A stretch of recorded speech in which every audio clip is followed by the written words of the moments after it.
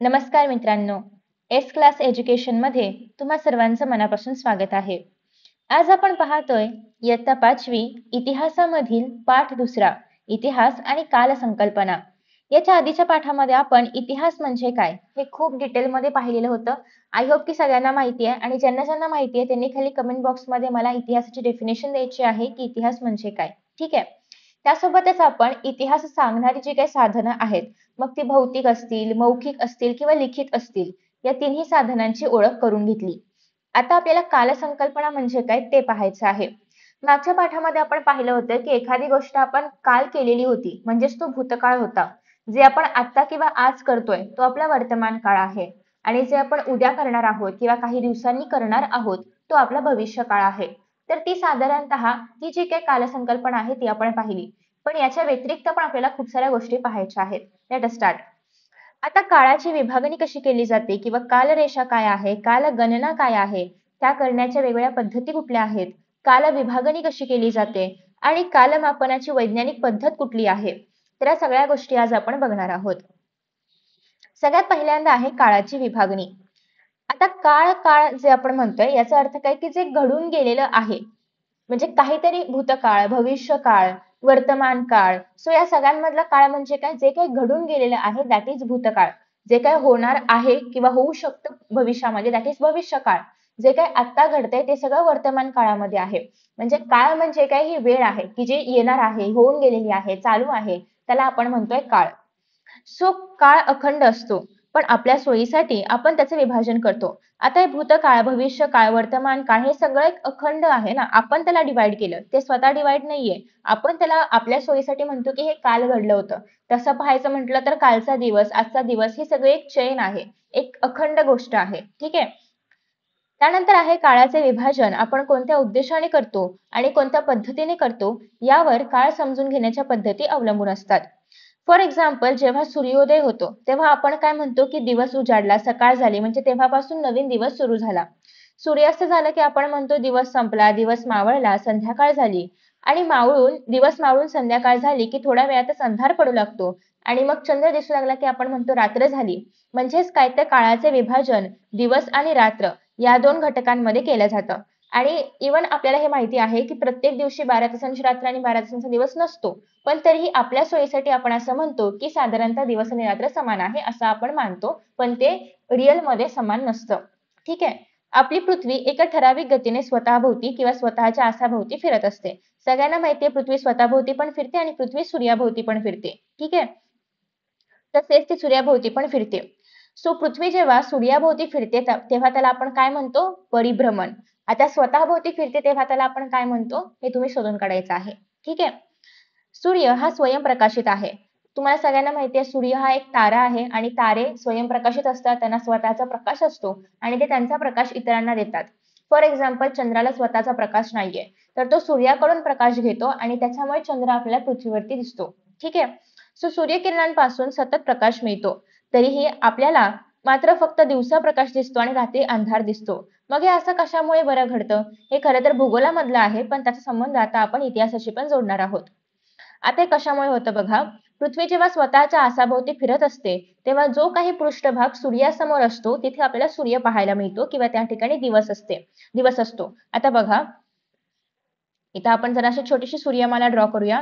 हा आपला सूर्य आहे. ठीक आहे. मधोमध आपण असं अज्युम करूया की मधोमध आपला सूर्य आहे. त्यानंतर हा जो आहे हा पृथ्वीची कक्षा आहे. ठीक आहे. या ठिकाणी अशी पृथ्वी जी आहे तर ती अशी अशी फिरणार आहे आणि अर्थात ती स्वतःभोवती पण फिरणार आहे. आणि त्यासोबतच या पृथ्वीभोवती कोण फिरतो, या ठिकाणी चंद्र फिरतो. ठीक आहे. आता इथे जर तुम्ही पाहायचं म्हटलं तर पृथ्वीचा जो काही या साईडचा भाग आहे हा कुणाच्या दिशेला आहे, सूर्याच्या दिशेला आहे का, तर नाही, हा चंद्राच्या दिशेला आहे. म्हणजे या ठिकाणी सूर्याचा प्रकाश पडेल का, नाही, कारण उलट बाजूला आहे ना ती दुसरी बाजू. पण तुम्ही जर पाहिलं तर या साईडचं जे काय आहे ते सूर्याच्या डिरेक्टली कॉन्टॅक्ट मध्ये आहे. म्हणजे सूर्याची जी काही किरणं असतील ती सगळी कुठे पडणार आहेत, या भागावरती पडणार आहेत. या मागच्या भागावरती पडतील का, नाही पडणार.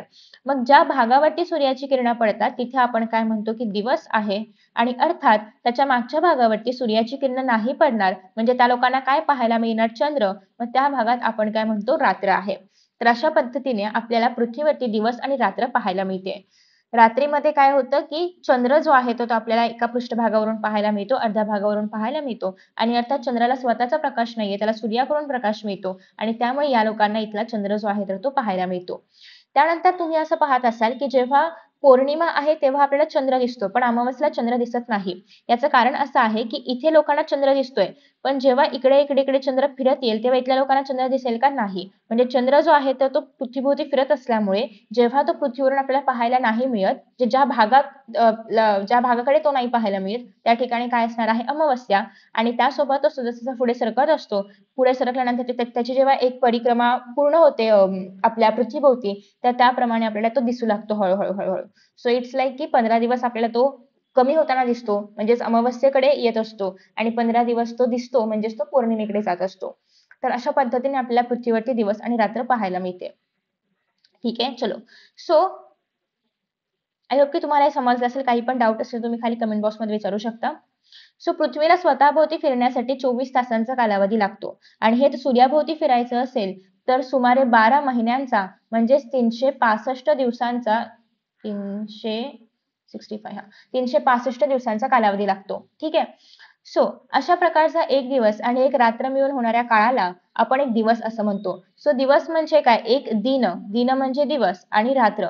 सो ज्या ठिकाणी आपल्याला सूर्य पाहायला मिळतो त्याला आपण दिन म्हणतो आणि जेव्हा चंद्र पाहायला मिळतो त्याला आपण रात्र म्हणतो. सो दिन आणि रात्र मिळून एक आपला दिवस बनतो. ठीक आहे. आणि एक दिवस म्हणजेच एक वार, सोमवार, मंगळवार, बुधवार हे आपण नावं दिलेली आहेत.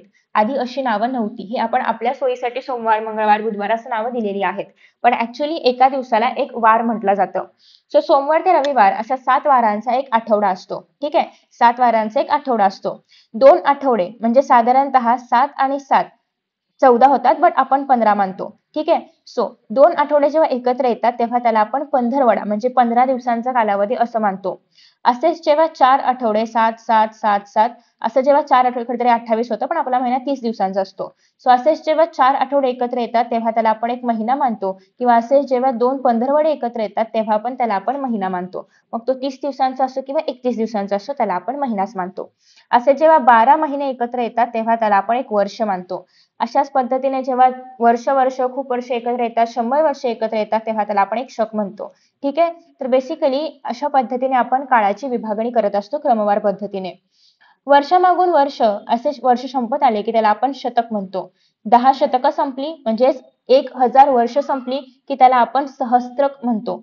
ठीक आहे. तर ही जी काळाची विभागणी आहे त्याला आपण एकरेखिक विभागणी असं म्हणतो. आता तुम्ही बऱ्याचदा इतिहासामध्ये मागच्या वर्षी जेव्हा आपण इतिहास शिकत होतो तर तेव्हा त्याच्यामध्ये पाहिलं असेल की जन्म तारीख जी आहे तर ती इसवी सन 1900 काहीतरी किंवा इसवी सन 1630 असेल किंवा इसवी सनापूर्वी 225 असं काहीतरी असेल, तर असे तुम्ही कालखंड पाहिले असतील. तर हे जे इसवी सन आपण म्हणतो हे काय आहे असा प्रश्न तुम्हाला पडला असेल ना, तेव्हा त्याचं उत्तर आता आपण बघणार आहोत. सो ही जी एकरेखिक विभागणी आहे ज्याच्यामध्ये एका पाठोपाठ एक येणाऱ्या वर्षांची क्रमवार मांडणी केलेली असते की असं 1 वर्ष, 2 वर्ष अशी करत करत 12 वर्ष आली. मग त्यानंतर 12 वर्षांची अजून किती वर्ष झाली. मग असे करत करत 100 वर्ष झाली. 100 नंतर त्याला आपण शतक म्हणतो. मग अशी 1000 वर्ष झाली. त्याला आपण सहस्त्रक म्हणतो. सो बेसिकली ही जी काही एकरेखिक विभागणी आहे तर त्याच्यामध्ये आपण सगळ्या वर्षांना असं क्रमवार लावतोय. तर इतिहासाच्या पुस्तकामध्ये सुद्धा पाठोपाठ घडलेल्या घटनांची साखळी अशाच एकरेखिक पद्धतीने क्रमशः मांडलेली असते. मग त्यामध्ये साधारणपणे इसवी सनाचा उपयोग केला जातो. आपण वापरतो ती जी काही दिनदर्शिका आहे, दिनदर्शिका म्हणजेच तुम्ही आपल्या अंडरस्टँडिंगसाठी कॅलेंडर म्हणू शकता. सो जे काही कॅलेंडर आहे त्याच्यावरती तुम्ही पाहिलं असेल कालनिर्णय किंवा महालक्ष्मी किंवा जे पण एक प्रॉपर मराठी कॅलेंडर आहे त्याच्यामध्ये वरती इसवी सन लिहिलेलं असतं कितवं शतक आता चालू आहे. म्हणजे आपल्याकडे इंग्लिशनुसार तर 2025 चालू आहे, पण मराठीनुसार 2025 चालू नाहीये. मग मराठीनुसार अजूनही आपण 1900च्याच काळामध्ये आहोत. सो ते जे कुठलं 1900 साल असेल ते तुम्हाला बघायचं आहे आत्ताच रिसेंट आणि ते पण कमेंट बॉक्समध्ये सांगायचं आहे. सो जे जे मी तुम्हाला सांगते हे जे कोणी नीट फॉलो करेल त्याला आपण शाउट आउट देणार आहोत. सो सगळ्या या गोष्टी तुम्हाला खाली कमेंट बॉक्समध्ये एकाखाली एक मेन्शन करायच्या आहेत. ठीक आहे. मग तुम्हाला आपल्या चॅनलवरती फीचर होता येईल. तुमचं नाव मी कम्युनिटी पोस्टमध्ये टाकणार आहे. ठीक आहे. सो आफ्टर दॅट नेक्स्ट आहे आता ही जी दिनदर्शिका आहे तर ही इसवी सनावरती आहे. येशू ख्रिस्त सगळ्यांना माहिती असतील. जीसस ख्रिस्त तुम्ही पाहिलं असेल. त्यांच्या क्रिसमसच्या वेळेस त्यांचे तुम्ही मूवीज पाहिले असतील, त्यांची स्टोरी ऐकली असेल. ठीक आहे. सो येशू ख्रिस्तांचा जेव्हा जन्म झाला तिथून पुढचा सगळा काळ आपण इसवी सन म्हणतो. म्हणजे या ठिकाणी जर येशू ख्रिस्ताचा जन्म झाला असेल तर त्याला आपण इसवी सन, तिथून आपण पुढे जे आहे तर ते इसवी सन 1, इसवी सन 2, इसवी सन 3 असं करत करत आता आपण इसवी सन 1900 मध्ये आहोत. ठीक आहे. आणि यांच्या जन्माच्या आधीचा जो काही काळ आहे तो इसवी सन पूर्व 1, इसवी सन पूर्व 2, पूर्व 3, पूर्व 4, पूर्व 5 असं करत करत मानलं जातं. सो जेव्हा येशू ख्रिस्तांचा जन्म झाला त्याच्यानंतर इसवी सणाचा काळ आहे आणि त्यांच्या जन्माआधीचा जो काही काळ आहे त्याला आपण इसवी सन पूर्व असं म्हणतो. ठीक आहे. सो इसवी हा जो शब्द आहे तो ऍक्च्युअली येशू या शब्दाशी संबंधित आहे. ज्या वर्षापासून इसवी सणाची सुरुवात झाली ते इसवी सणाचं पहिलं वर्ष, म्हणजे यांच्या जन्मापासून ते इथपर्यंत हे काय आहे, पहिलं वर्ष आहे. इथून इथे दुसरं वर्ष, इथून इथे तिसरं वर्ष असं करत करत आता आपण 1900 काहीतरी वर्षामध्ये आलेलो आहोत. ठीक आहे. सो ही जी सुरुवात आहे तर ती इसवी सन 1 असं दाखवली गेली आहे. सो मग प्रत्येक वर्षाची संख्या पुढे जाताना हळूहळू 1 ने वाढत गेली आणि इसवी सणाच्या 100 वर्षांचा कालावधी म्हणजेच इसवी सन 1 ते 100 हा शतकाचा काळ आहे. ठीक आहे. आता इथून 1, 2, 3, 4, 5, 6 असं करत करत इथे कुठेतरी 100 आलं असेल ना. सो हे काय झालं, पहिलं शतक झालं. ठीक आहे. आणि त्याच्यानंतर आता 1900 चालू आहे म्हणजे आधी 1000 झालं असणार. सो 1 ते 1000 जेव्हा कंप्लीट झालं होतं तेव्हा त्याला आपण शतकाचा काळ असं म्हणतो. ठीक आहे. आपण म्हणतो ना पहिल्या शतकामध्ये, दुसऱ्या शतकामध्ये, 19व्या शतकामध्ये. आता आपण कुठल्या आहोत, 21व्या शतकामध्ये ऍज पर इंग्लिश कॅलेंडर. ठीक आहे. आता आपण 21व्या शतकामध्ये आहोत. इंग्लिश नाही म्हणते ना, ग्रेगोरियन कॅलेंडर म्हणतो आपण त्याला. सो त्यानुसार. ठीक आहे. त्यानंतर पुढे आहे आता इसवी सन पूर्वीचा काळ. सो जेव्हा येशू ख्रिस्तांचा जन्म झाला त्याच्या आधीचा जो काही काळ आहे त्याला आपण काय म्हणतो, इसवी सन पूर्वीचा काळ म्हणतो. ठीक आहे. सो इसवी सणाला सुरुवात होण्याआधी इसवी सन पूर्व काळ असं म्हटलं जातं. या काळामधली जी काही वर्ष आहेत तर ती मोजताना संख्या उतरत्या क्रमाने मांडली जाते. आता बघा या ठिकाणी 1, 2, 3, 4, 5 म्हणजे 5 जो आहे तर तो लहान असणार आहे 4 पेक्षा. उतरत्या क्रमाने संख्या आहेत, बरोबर. म्हणजे सगळ्यात आधी 5 होऊन गेलं, मग 4 झालं, मग 3 झालं, मग 2 झालं, अशा पद्धतीने. आता आपल्याकडे आधी पहिलं शतक झालं, मग दुसरं शतक झालं. तसं यांच्यामध्ये आधी 10वं शतक झालं, मग 9वं शतक झालं, मग 8वं शतक झालं. अशा पद्धतीने उलटी मांडणी आहे. का तर हे उलटं मांडलं गेलंय ना. आपल्याला माहिती नाहीये हे सुरू कधी झालं होतं. आपल्याला हे माहितीये म्हणजे शतक इसवी सन कधी सुरू झालं हे आपण 1, 2, 3, 4 असं मांडू शकतो. पण इसवी सन पूर्व कधी सुरू झालं हे माहितीच नाही आपल्याला. म्हणून आपण येशूच्या जन्माच्या आधीपासून उलटे आकडे मोजत गेलो. म्हणजे 1 नंतर झालं, 2 आधी झालं, त्याच्या आधी 3 झालं, त्याच्या आधी 4 झालं, असं करत करत जोपर्यंत इतिहास आपल्याकडे पुढे येतोय तितकं मागं आपण जातोय. ठीक आहे. हे बघा या ठिकाणी पण तुम्हाला पाहायला मिळते की या ठिकाणी येशूंचा जन्म झाला आणि याच्या पुढे आपल्याला इसवी सन 1000, 500, 2000 असं पाहायला मिळतंय. आणि याच्या आधी इसवी सन पूर्व 100 रिसेंट पाहायचं म्हटलं तर त्याच्या आधी 500, त्याच्या आधी 1000, त्याच्या आधी 1500, त्याच्या आधी 2000 म्हणजे 2000 सगळ्यात जुनं आहे आणि हे कंपॅरेटिव्हली सगळ्यात नवीन आहे. ठीक आहे. सो असं आपण मांडणी करू शकतो. त्यानंतर पुढे असं आहे की इसवी सणापूर्वी पहिल्या शतकाची सुरुवात इसवी सन पूर्व 100 या वर्षी झाली आणि ते इसवी सन पूर्व 1 या वर्षी संपलं. म्हणजे हे शतक सुरू झालं 100 ला आणि संपलं कुठे 1 ला, कारण आपण उलटी मांडणी करतोय. हेच जर इसवी सन असेल तर सुरू होतं 1 ला आणि संपतं कुठे 100 ला. ठीक आहे. सो त्याच्यानंतर सिमिलरली शतक जे आहे तर ते सुरू झालं 100 ला आणि संपलं 1 ला, कारण ते काय आहे, इसवी सन पूर्व आहे, इ स पू. ठीक आहे. सो म्हणून इसवी सन पूर्वीच्या पहिल्या 100 वर्षांचा कालावधी म्हणजे पहिल्या शतकाचा कालावधी आपण 100 ते 1 असं लिहितो. पहिल्या सहस्त्राचा कालावधी आपण 1000 ते 1 असं लिहितो. हेच इसवी सणामध्ये असेल तर 1 ते 1000, 1 ते 100 असं लिहिलं असतं. ठीक आहे. सो इसवी सणापूर्वीचा कालखंड लिहिण्याची पद्धत आपण काही उदाहरणांच्या सहाय्याने समजून घेऊया. वर्धमान महावीरांचा जीवनकाल इसवी सन पूर्व 599 ते इसवी सन पूर्व 527 आहे. म्हणजे उलटे आकडे आहेत ना. युजली आपण कसं लिहिलं असतं, इसवी सन 525 ते 599 असं लिहिलं असतं. पण इथे आपण उलटं लिहितोय कारण हे इसवी सन पूर्व कालामधलं आहे. सो इथून पुढे 6वीला तुम्हाला सगळ्या राजांची, सगळ्या संतांची किंवा थोर व्यक्तींची जन्मतिथी, जन्मतारखा दिलेल्या आहेत त्या अशाच उलट्या आहेत. कारण त्यातले most of the people are from the इसवी सन पूर्व कालावधी. त्याच्यामुळे त्यांचं जे जन्म साल आहे तर ते असं उलट आहे इसवी सन पूर्वीचं असल्यामुळे. सो तेव्हा कन्फ्युज व्हायचं नाहीये की असं का आहे. त्याचा संदर्भ आपण ऑलरेडी 5वी मध्ये शिकतोय. ठीक आहे. त्यासोबतच गौतम बुद्धांचा जीवनकाळ इसवी सन पूर्व 563 ते 483 असा आहे. आता कालगणना आणि कालगणनेच्या पद्धती. कालगणना करणे म्हणजे काळाची लांबी मोजणे. हा, आपण आता काय करतोय, कालगणना करतोय म्हणजेच काय करतोय, 1 ते 100, 1 ते 1000 म्हणजे काळ किती लांब आहे, संपून गेलेला आहे, किती लांब काळ संपून गेलेला आहे तेच आपण बघतोय. म्हणजे आपण काय बघतोय, काळाची लांबी बघतोय. ठीक आहे. सो काळ मोजण्याची आपल्याला माहित असलेली एकके पुढील प्रमाणे आहेत. म्हणजे आपण काय म्हणतो, 1 सेकंद थांब, 1 मिनिट थांब, 1 तास झाला, 1 दिवस झाला, 1 आठवडा झाला, 1 पंधरवडा म्हणजे 15 दिवस झाले, 1 महिना झाला, वर्ष, शतक, सहस्त्र अशा पद्धतीने आपण काळ मोजतो. सगळ्यात छोटं एकक कुठलं आहे हे तुम्हाला रिकाम्या जागांमध्ये विचारलं जातं. तर काळ मोजण्याचं सगळ्यात छोटं एकक आहे ते म्हणजे सेकंद. कारण सेकंदाच्या खाली भले मिली सेकंद असलं तरी पण ते काय आपण घड्याळामध्ये बघत नाही किंवा ते काय आपण रोजच्या जीवनामध्ये वापरत नाही. त्याच्यामुळे सेकंद हे सगळ्यात लहान आणि वापरलं जाणारं असं एकक आहे. जगभर कालगणनेच्या अनेक पद्धती आहेत. त्यामध्ये इसवी सन ही पद्धत मात्र अधिक प्रचलित आहे. म्हणजे आपण इसवी सन मानलं पण सगळ्या जगाने इसवी सनच मानलं असेल का, तर नाही. त्यांचं काहीतरी वेगळी पद्धत असेल ना अजून काळ मोजण्याची. पण तरी सुद्धा जी कुठली सगळ्यांनी एक्सेप्ट केलेली, सगळ्यांना मान्य असणारी किंवा सगळेजण जे फॉलो करतात अशी जी कुठली पद्धत आहे तर ती इसवी सनच आहे.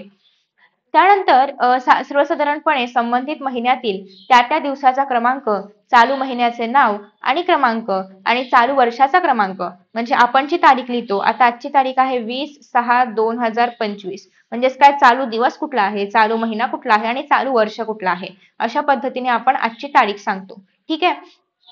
सो अशा क्रमांकाने आपण तारीख लिहितो. तारीख हाही दिनांकाचा समानार्थी शब्द आहे. तारीख म्हणजे काय, दिनांकच आहे. तारीख हा तसाही मराठी शब्द नाहीये. ठीक आहे. सो तारीख असेल, दिनांक असेल, हे सगळं एकच डेटच दर्शवतात. ठीक आहे. सो कालगणनेच्या इतरही काही पद्धती आहेत. इसवी सनाची सुरुवात करताना आपण येशू ख्रिस्तांचा जन्म हा मुद्दा लक्षात ठेवला होता. एखाद्या विशिष्ट घटनेच्या स्मरणार्थ नव्या कालगणनेची सुरुवात केली जाण्याची पद्धत पूर्वीपासून आहे. फॉर एक्झाम्पल, तुम्ही मागच्या इतिहासामध्ये पाहिलं असेल की जेव्हा छत्रपती शिवाजी महाराज यांचा राज्याभिषेक झाला होता, तर तेव्हा त्या निमित्ताने राज्याभिषेक शक सुरू केलं होतं. 1674 पासून राज्याभिषेक शक सुरू करण्यात आलं होतं. हे पण तुम्हाला रिकाम्या जागामध्ये येऊ शकतं. या शतकाची सुरुवात झाली होती. म्हणजेच काय, हे खूप म्हणजे आपण जसं येशू ख्रिस्तांचा जन्म हे मानून पुढे चालतो, त्याप्रमाणे त्या काळामध्ये जी काही महत्वाची गोष्ट घडली असेल त्यानुसार प्रत्येकाने आपल्या ह्याच्याने काहीतरी शतक वगैरे सुरू केलेलं आहे, काहीतरी शक वगैरे सुरू केलेलं आहे. ठीक आहे. फॉर एक्झाम्पल, विक्रमादित्य म्हणून राजा तुम्हाला माहिती असेल, त्याच्या काळामध्ये पण विक्रमादित्य शक वगैरे होतं. सो बेसिकली त्या ठिकाणी किंवा त्या काळामध्ये जे काही प्रसिद्ध असेल किंवा काहीतरी लक्षात ठेवण्यासारखं असं काही असेल तर त्यानुसार त्या नावाने पण शक जे आहेत तर ते सुरू राहिले. ठीक आहे. आता शालिवाहन शक आणि विक्रम संवत म्हणजेच विक्रम शक. सो या भारतामध्ये प्रचलित असणाऱ्या काही कालगणना आहेत. इस्लाम धर्माचे संस्थापक प्रेषित मुहम्मद पैगंबर यांनी मक्केहून मदिनेला स्थलांतर केलं आणि त्या स्थलांतराच्या काळापासून हिजरी या कालगणनेची सुरुवात झाली. म्हणजे त्यांनी त्यांच्या धर्मानुसार जे काही श्रेष्ठ गोष्ट आहे किंवा त्यांना जे काही लक्षात ठेवण्यासारखी वाटते, महत्वाची गोष्ट वाटते, त्यानुसार त्यांनी त्यांच्या धर्मामध्ये कालगणना जी आहे ती करायला सुरुवात केली. सो भारतामधील पारसी समाज उपयोगात आणत असलेल्या कालगणनेच्या पद्धतीला शहेनशाही कालगणना असं म्हटलं जातं. सो हे तुम्हाला लक्षात ठेवायचं आहे की भारतामधल्या कालगणना कुठल्या कुठल्या आहेत. एक तर आपण जे सगळीकडे फॉलो केलं जातं तर ते आहे येशू ख्रिस्तांचा जन्म. त्यानंतर दुसरं आहे शालिवाहन शक, विक्रम संवत, प्रेषित मोहम्मद पैगंबर किंवा मुस्लिम धर्म यांच्यामध्ये हिजरी आहे. त्यासोबतच पारसी यांच्यामध्ये शहेनशाही आहे. ठीक आहे. नेक्स्ट आहे इतिहासाची कालविभागणी. इतिहास हे भूतकाळामधील घटनांचे ज्ञान करून देणारे शास्त्र आहे. हीच डेफिनेशन आहे जी मी तुम्हाला सुरुवातीला लिहायला सांगितली होती. सो त्यावरून आपल्याला हे पण लक्षात येतं की होऊन गेलेला जो काही काळ आहे तर तो सगळा भूतकाळ आहे आणि खरं तर भूतकाळ हाच काय आहे, इतिहास आहे.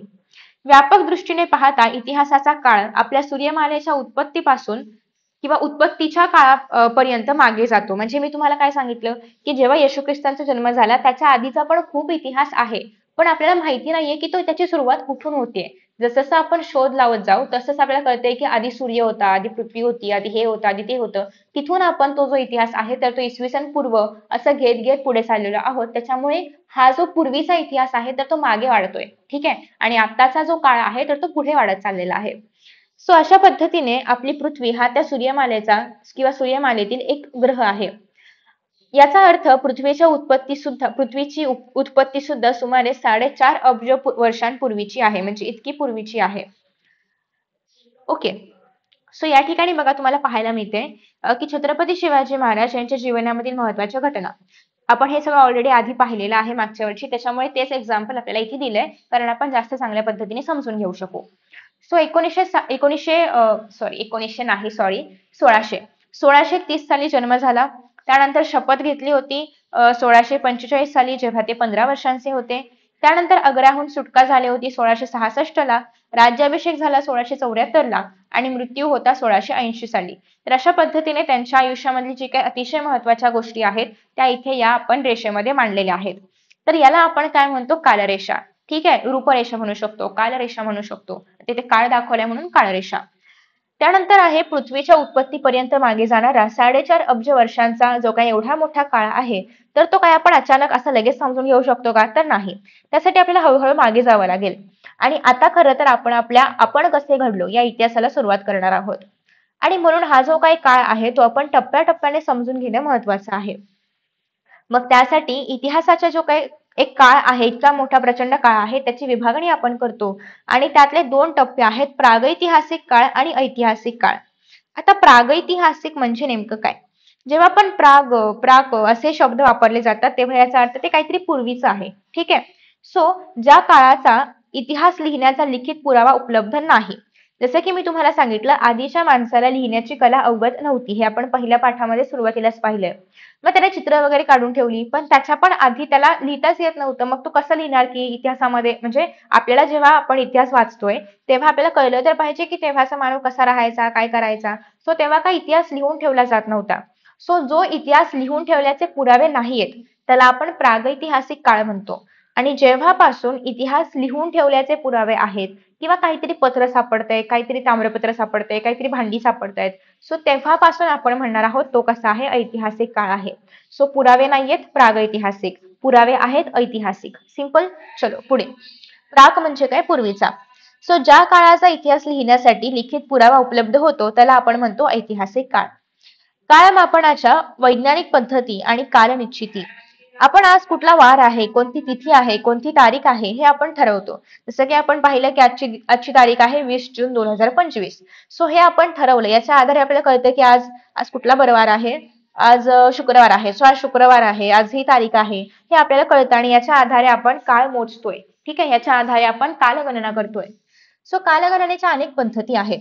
या पद्धतींमध्ये काळाची गणना पुढील क्रमाने केली जाते की हा महिना जून आहे, मागचा महिना मे होता, पुढचा महिना जुलै असणार आहे, हे आपण त्यानुसार सांगू शकतो. आज 10 तारीख आहे तर काल 9 होती, उद्या 11 असणार आहे. ठीक आहे. तर अशा पद्धतीने आपण काळाची लांबी मोजतो. इसवी सनाचा प्रारंभ होण्यापूर्वीच्या काळामध्ये ज्या काही घटना घडून गेल्या होत्या त्याचा अभ्यास करताना त्याचा उल्लेख आपण इसवी सनापूर्वीची इतकी इतकी तारीख किंवा इसवी सनापूर्वीचे इतकं इतकं वर्ष, युजली तारीख अवेलेबल नाहीच आहे त्या काळातली, पण जे काही वर्ष आहे त्याच्या अकॉर्डिंगलीच आपण काळ मोजत असतो. ठीक आहे. त्यापैकी काही घटनांची माहिती आपल्याला जमिनीखाली गाडल्या गेलेल्या पुराव्यांच्या आधारे मिळवावी लागते. आणि तो जो पुरावा आहे, ती जी वस्तू आहे, वास्तू आहे, यांच्या अवशेषांच्या स्वरूपामध्ये असते. अवशेष म्हणजे काय? आता अर्थात इतक्या वर्षांपूर्वी, इतक्या म्हणजे इसवी सनापूर्वीचं काहीतरी सापडलं मडकं बिडकं तर ते आहे असं असेल का? नाही. त्याचे आपल्याला काय मिळतील? अवशेष मिळतील, काही तुकडे मिळतील, काही आहे असं असतं पण नो डाऊट, पण त्याचे तुकडे वगैरे मिळतील. तर हे सगळं काय आहे? त्याचे अवशेष आहेत. आणि या अवशेषांच्या आधारे आपण तो जो काय काळ आहे तर तो निश्चित करण्याचा प्रयत्न करत असतो आणि त्याच्या वैज्ञानिक पद्धती पण आहेत. सो जमिनीखाली मातीचे एकावर एक असे अनेक थर साचलेले असतात आणि मातीच्या थरांचा आणि थरामध्ये जे काही अवशेष मिळालेले आहेत तर त्या अवशेषांचा कालखंड अमुक तारखेपासून तमुक तारखेपर्यंत असं काही आपण निश्चित नाही सांगू शकत. आता तुम्ही उद्या खोदकाम कराल, तुम्हाला खाली सपोज एखादं मडकं सापडलं तर तुम्ही सांगू शकता का हा हे इसवी सन पूर्व 6 जून 2000 म्हणजे इसवी सन पूर्व 2000च्या काहीतरी काळामधलं आहे असं सांगू शकता का? नाही सांगू शकत. सो आजपासून अमुक इतक्या वर्षांपूर्वी असंच आपण सांगू शकतो. लईत लई आपण वर्ष सांगू शकतो, आपण तारीख वार हे नाही सांगू शकत आधीचं. ठीक आहे. पण ते फक्त वर्ष मोजणंच आपल्यासाठी शक्य आहे. आणि म्हणून ह्या ज्या काही पद्धती आहेत त्याला आपण कालमापनाच्या पद्धती असं म्हणतो. अशा प्रकारे कालमापन करण्यासाठी कर्ब 14 विश्लेषण, काष्ठवलयांचे विश्लेषण, अशा पद्धतीने अनेक वैज्ञानिक पद्धती आहेत. कर्ब 14 म्हणजे काय? कार्बन 14. सो कार्बन 14 हे एक प्रकारचं आयसोटोप आहे. हे तुम्हाला पुढे पुढे विज्ञानामध्ये येईल तेव्हा कळेल.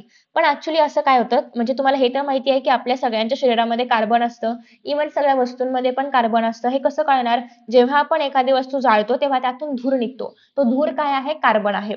सो कुठलीही वस्तू, व्यक्ती, प्राणी काही पण जळले गेले की त्याच्यामधून धूर निघतो. सो याचा अर्थ त्यांच्या शरीरामध्ये किंवा त्या वस्तूमध्ये काय प्रेझेंट आहे? C14. सो हा जो कार्बन 14 आहे तर हा रेडिओ ऍक्टिव्ह आहे, म्हणजे हा रेडिएशन्स देत असतो. आणि त्या रेडिएशन्सच्या आधारे आपण जाणून घेऊ शकतो की हा C14 किती वर्षांपासून त्या पर्टिक्युलर वस्तूमध्ये आहे. आणि मग त्याच्या आधारे आपण त्या वस्तूचं वय किंवा तो जो काही कालखंड आहे तर तो फाइंड आउट करू शकतो. आता ही खूप क्लिष्ट प्रोसेस आहे जी तुम्हाला 10वी मध्ये वगैरे गेल्यानंतर कळेल. आता याचा लोड घेऊ नका. आता फक्त एवढंच लक्षात ठेवा की काहीतरी एक विश्लेषण आहे किंवा काहीतरी एक प्रोसेस आहे ज्याच्या आधारे आपण एखाद्या वस्तूचं वय शोधू शकतो. ठीक आहे. कालमापनाच्या आधारे अवशेष आणि थरांमध्ये जे काही सापडलं जाईल ते किती वर्षांपूर्वीचं आहे हे जर समजलं की आपण त्या काळाचा अंदाज लावू शकतो. उदाहरणार्थ एखादं मातीचं भांड 5,000 वर्षांपूर्वीचं आहे असा निकष जेव्हा त्या कालमापनाच्या आधारे काढला जातो तेव्हा मग ते मातीचं भांड इसवी सन पूर्व 3ऱ्या शतकामधलं किंवा 3000 शतकांचं आहे वगैरे असं आपण मानू शकतो. सो मग ते भांड कुठल्या संस्कृतीशी जोडलेलं असेल, मग हडप्पा संस्कृती आहे की कुठली संस्कृती आहे? आता हे पण हडप्पा वगैरे तुम्हाला पुढे 6वीला येणारच आहे. सो मग ते भांड कुठल्या संस्कृतीमधलं असेल, मग त्याच्यावरती कुठलं चित्र काढलेलं आहे, कुठल्या पदार्थानं ते भांड बनवलेलं आहे, मातीचं आहे का कशाचं आहे, हे पण आपण त्याच्या आधारे सांगू शकतो. सो मग त्या संस्कृतीचा काळ सांगता येतो, त्या संस्कृतीचा अभ्यास पण आपण करू शकतो. तर अशा प्रकारे इतिहास खूप महत्त्वाचा आहे, की भूतकाळामध्ये काय काय घडून गेलंय ते सगळं जाणून घेण्यासाठी आणि त्याचा संदर्भ मग आपण वर्तमान आणि भविष्याशी जोडत असतो. सो आय होप की तुम्हाला आजचा पाठ समजलेला आहे. काही डाउट्स नाहीयेत. इव्हन काही डाउट्स असतील तर तुम्ही खाली कमेंट बॉक्समध्ये सांगू शकता. आणि अशाच पद्धतीने तुम्हाला पुढचे पाठ पाहायला आवडतील का? हे पण नक्की सांगा. आणि हो, जे जे प्रश्न मी विचारलेले आहेत त्यांची उत्तरं द्यायला विसरू नका. कारण जे उत्तरं देतील त्यांना मिळणार आहे शाउट आउट. ठीक आहे. Thank you so much and see you in the next video. Bye bye.